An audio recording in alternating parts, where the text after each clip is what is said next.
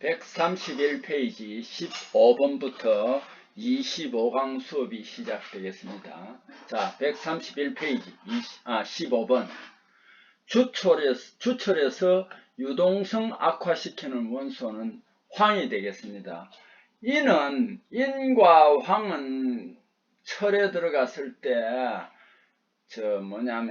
편석을 일으킵니다. 안 좋은 역할을 하는데, 그러나 이는 주철에서는 유동성을 향상시킵니다.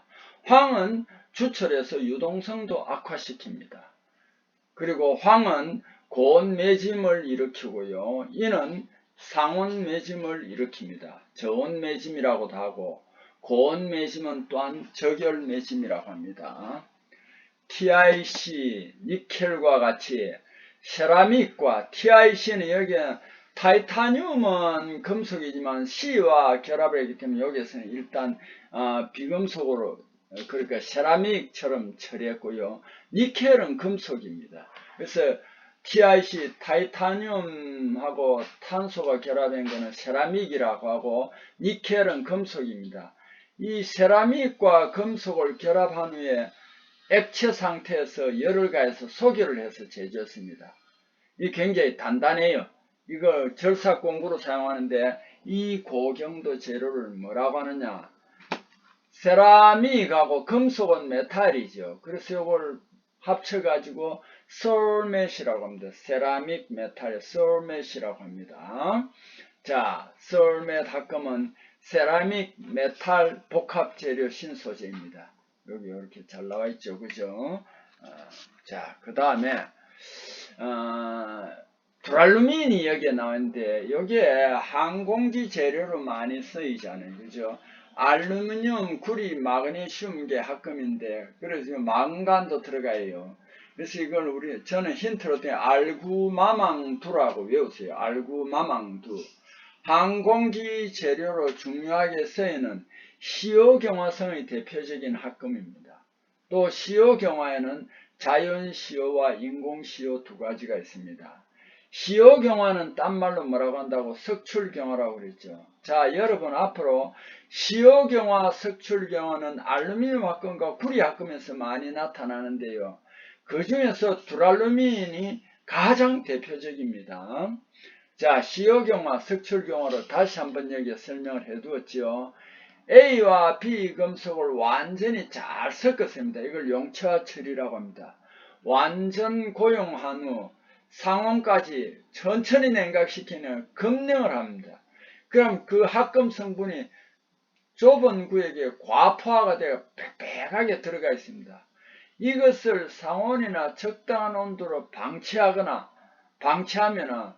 시간 경과와 함께 경도, 인장 강도, 탄성한도, 전기 저항이 현저하게 높아집니다.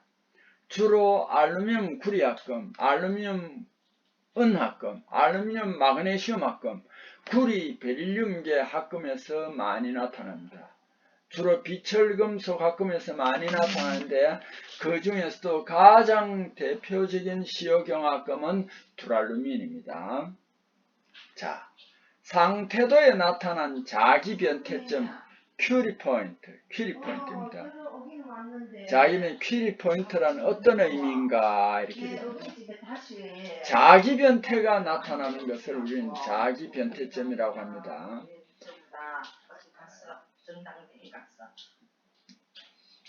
강자성체의 자기변태, 철은 A2에서 일어납니다. 768도씨, 니켈은 약 360도씨에서 358도라고 합니다.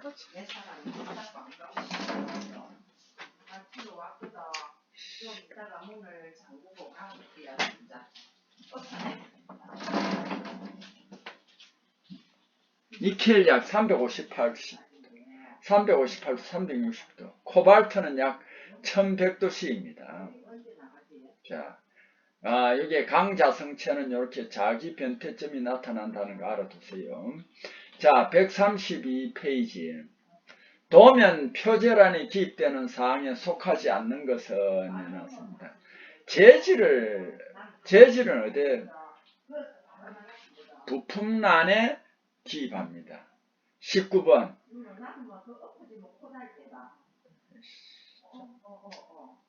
중심선, 피치선을 표시하는 선으로 적합하는 것은 가는 1점 쇠선입니다. 참 진짜 가는 1점 쇠선, 죄송합니다. 이거 자꾸 누가 옆에서 이제 전화를 크게 해가지고 제가 신경이 많이 쓰이네요. 자, 가는 1점 쇠선, 중심선, 절단선, 기준선, 피치선 요 네 가지는 가는 1점 쇠선을 쓰고요. 굵은 1점 쇠선은 특수 가공하는 부분에 특별 요구사항 적용할 수 있는 범위를 표시하는 선입니다.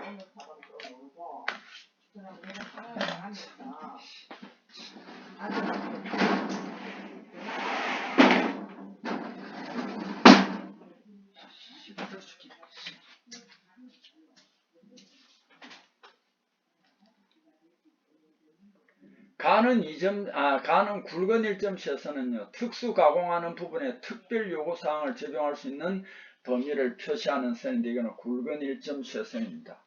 가는 2점 쇠선은 가상선입니다.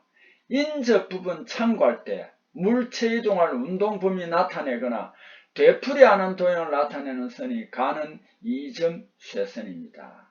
자, 21번 도면, 표면 기호에서 가공법을 나타내는 기호 중 M은 이거는 밀링입니다. 요것도 몇 번 했죠. 자, 요 밑에 부분은 여러분이 한번 읽어주세요. 다음 페이지로 다시 넘어가겠습니다. 133페이지. 물체 단면 표시할 때 단면부에 흐리게 칠하는 것을 우리는 뭐라 연필 같은 거를 희미하게 전체를 흐리게 칠하는 것을 스머징이라고 합니다. 스머징이라고 합니다.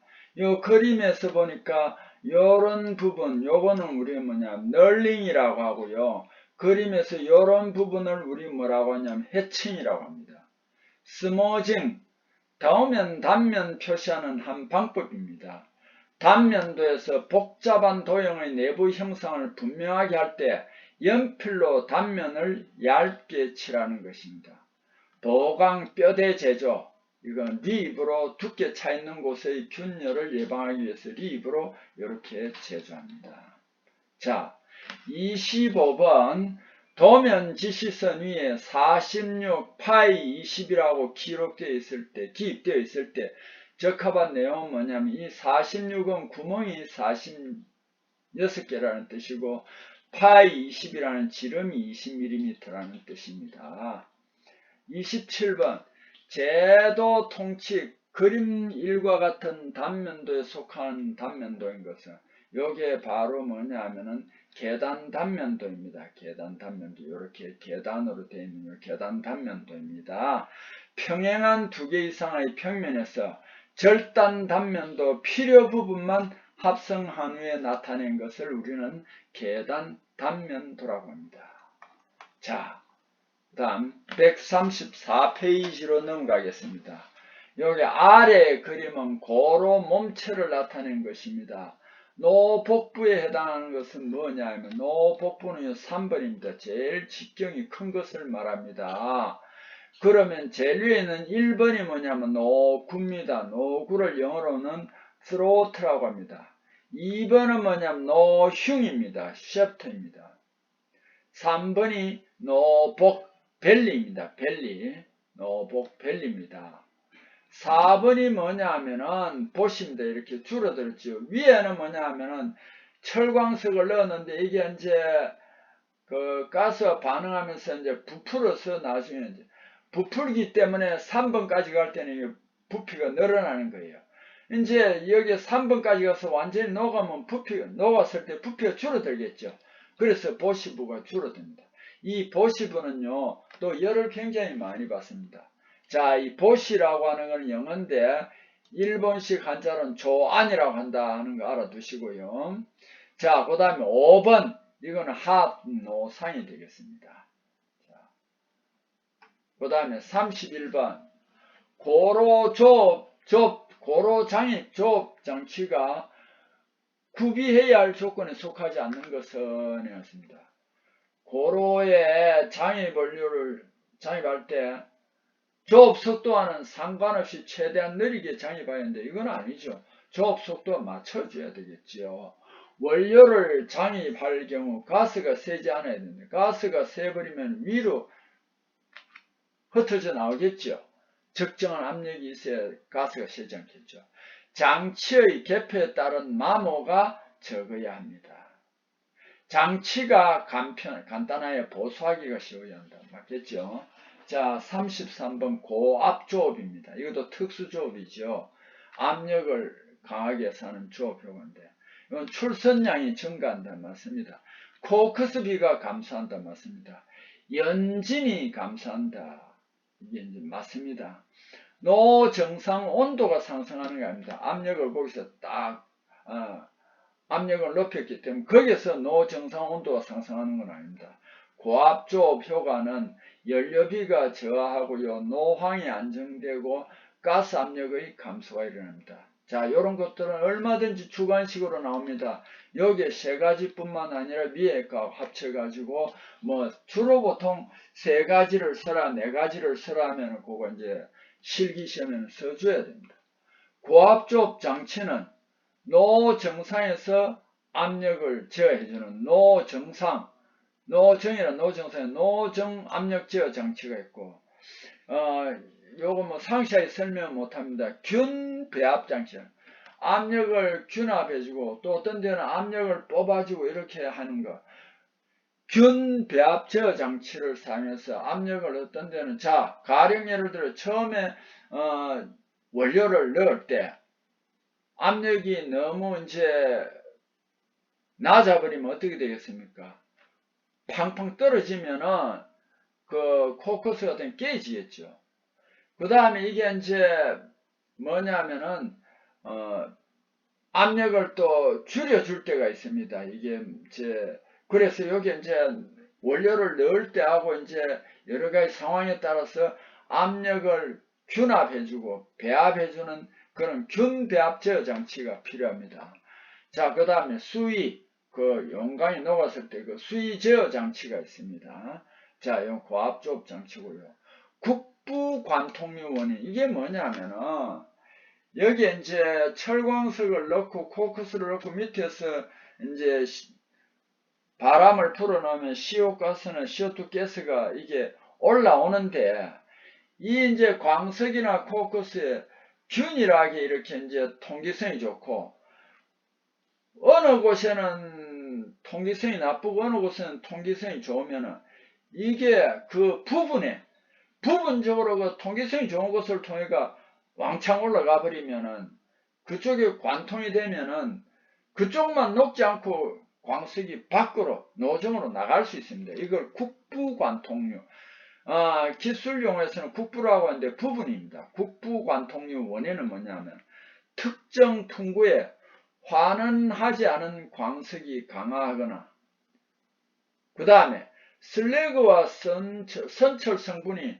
출제구, 출선구 위치 및 탭 간에서 변화가 급격히 일어나거나, 송풍압, 공기 불어넣어준 송풍압 이상으로 저하하거나, 노정 가스에 CO2분의 CO 가스비가 그 부분에서 증대할 때 부분 관통이 발생할 수 있습니다. 국부 관통류 원인은 이렇게 되어 있습니다. 이런 것도 시험에 나올 수 있겠죠. 노정 압력 제어 장치는 1차 청정 가스관에 뭐를 하느냐 하면은 더스트 캐쳐죠. 그죠? 거기에서 septum 밸브를 설치했습니다. 근데 현재는 잘 이용하지 않는다고 합니다. 자, 그 다음 페이지로 넘어가겠습니다. 135페이지 35번입니다. 고로, 논의, 연화, 침식 및 노재, 이렇게 줄이는 게 많습니다. 노재라는 것은 노재료입니다. 노재라는 것은 뭐냐면 노재료를 줄여서 여기서 노재라고 했습니다.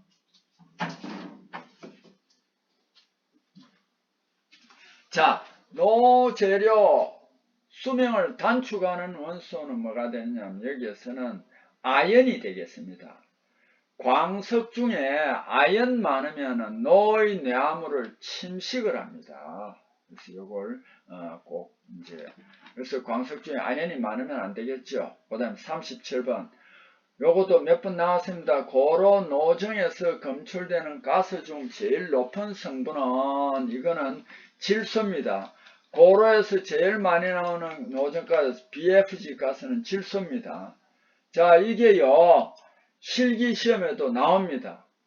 어떻게 나오냐? 고로 노정가스 중에서 제일 높은 성분을 써라 하면 요게 N2로 써도 되지만 질소라고 쓰면 됩니다. 제일 낮은 거는 수소입니다. 4개 중에서는. 그 다음 CO는 일산화탄소, CO2는 이산화탄소지요.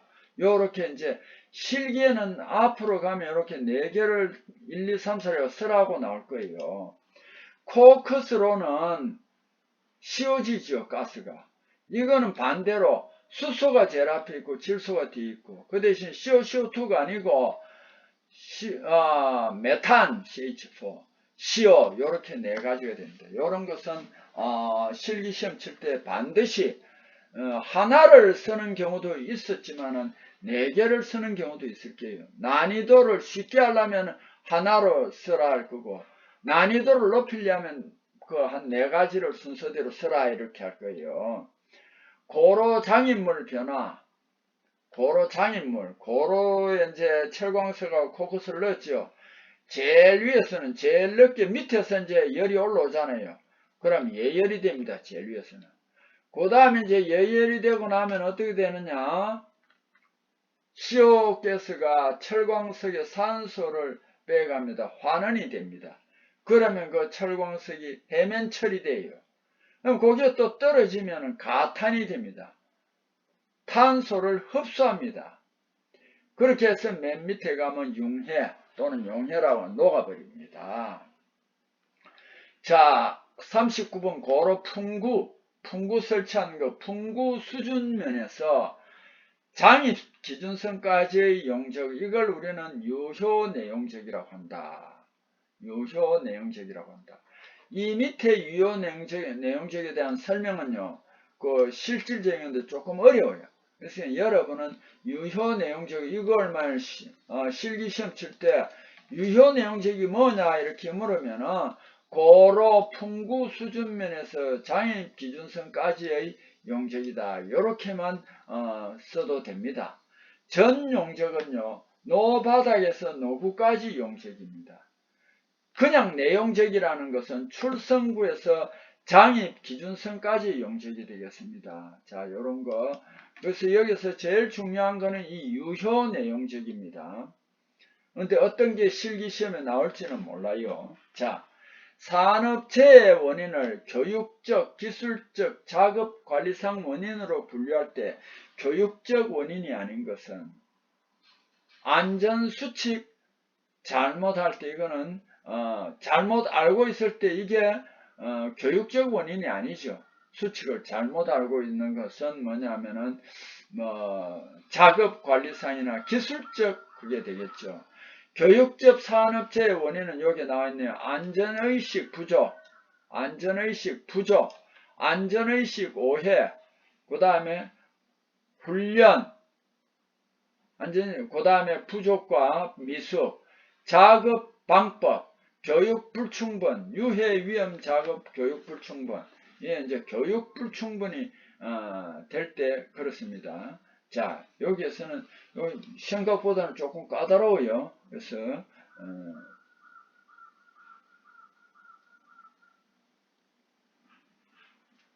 자, 요걸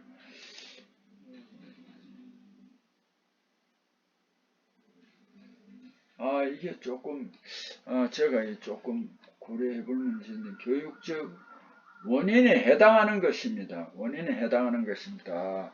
요거 잘못됐습니다. 원인에 요거 좀 고쳐주시기 바랍니다. 원인 여기야. 여기에 이거는 조금 틀렸습니다. 자.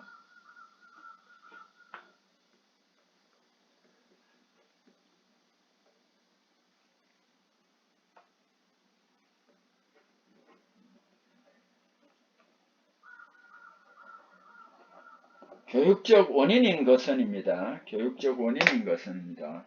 아닌 것은 원인인 것은입니다.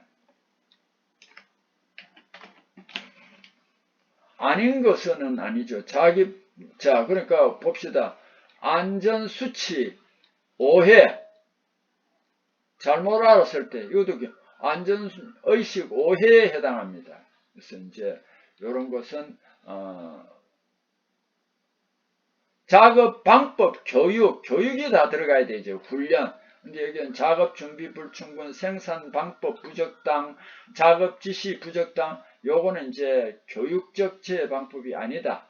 요 밑에 게 교육적 지혜다. 요걸 정확하게 좀 알아주시기 바랍니다. 자, 그 다음 페이지로,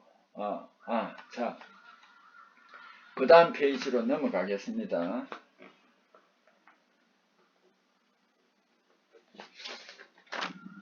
철분, 품위가, 이거 굉장히 높아요. 철광석이 54.8%인 품위를 갖고 높아요. 이 철광석을 가지고 철분 94%의 선철 1톤 생산하는데 필요한 철광석의 양, 요거는 앞부분에서 한번 했으니까 이제 여러분이 한번 반드시 풀어보세요. 검사 측정한다, 이걸 사운딩이라고 합니다. 뭐냐면 고로가 굉장히 높잖아요. 그래서 고로에서 이제 이 장애물을 고로 안에 떨어뜨리는데 그 높이가 어느 정도 되는지 모르잖아요. 이 사운딩이라는 장치를 이용해서 어떻게 그 레벨이 어느 정도 됐다는지 알 수 있는 그런 측정봉입니다. 자, 고로의 본체 냉각 방식 중에서 내부 냉각식은 스테이브식하고 그 다음에 뭐냐면은 냉각 반식 두 가지가 있습니다. 요거는 내부입니다. 자, 그리고 제키식하고 살수식은 요거는 외부고, 자, 요 두 가지가 내부입니다. 내부. 요 두 가지는 내부 냉각식입니다. 요 나머지는 외부 냉각식입니다. 그리고 노저면 냉각, 최초에는 기초 콘크리트 보호 주목적, 현재 내화물 수명 연장을 목표로 설치합니다. 노 밑에 바닥에도. 노저 연화를 사한 것을 적이라고 합니다. 노저 연화 적, 이렇게 참 용어가 상당히 어려운 게 많죠. 노저 연화 적 하부에 연화 덕트 설치하여 강제 공냉을 합니다. 그 안에 매설 강관, I형광, 강관 도관에 공기나 물을 유입시켜 냉각하는 방법인데, 요즘은 노저면에 기초 콘크리트 보호되어 있지만은 그 내화물을 쌓아놨는데 그걸 보호하기 위해서 노저면 냉각도 한다. 그런데 이제 우리가 본체 냉각 방식 중에서는 냉각 방식 스테이브 냉각식은 이거는 내면에 하고, 제키 냉각식하고 살수식은 바깥에서 이렇게 하는 겁니다. 45번 고로에서 광석의 직접하는 침탄 반응이 주로 직접하는이나 침탄 반응이 주로 이루어지는 밑부분입니다. 용해대 중에서 융착대입니다. 직접하는은 고온의 융착대에서 적열 코크스와 반응하는 것이고, 간접하는은 온도가 낮은 노흉부에서 CO 가스와 반응하는 겁니다. 고로 노체 팽창 완화하고 가스 새는 것 방지 설비는 septum변 또는 더스트 캐쳐, 벤츄리 스크러버. 여기에서는 뭐 팽창 완화다 하지만 가스가 새는 거, 가스가 나가면 안 되겠지요. 더스트 캐쳐 10 내지 30g 퍼 이제 노멀 세제곱미터 노전 가스인데, 광석, 코크스, 분진, 연진 이 세 가지를 제징기로, 그 중에서도 조립 연진을 제거합니다. 그러고 나면은 그 다음에 5 내지 10mg per normal 세제곱 센티미터 가스로 출구에서 조정 후 각 청정기에서, 또 벤츄리 스크래브나 이런 데서 5 내지 10mg per normal 세제곱미터 이하로 합니다. 그래서 벤츄리 스크러버는 다시 한번 더 설명하면은 보통 물이 흘러갑니다. 입구와 출구는 좁아요. 센 압력으로 보내면은 적은 미세한 더스트나 철가루 같은 거는 그 물에 스며들고 가스만 빠져나갑니다. 그래서 이거 대교염 방지에 이용합니다. 자, 여기에서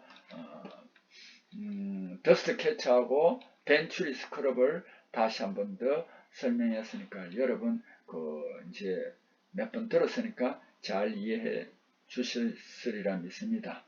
자, 이렇게 해서 또 여기에서 수업을 25강 수업을 여기에서 마치겠습니다. 자,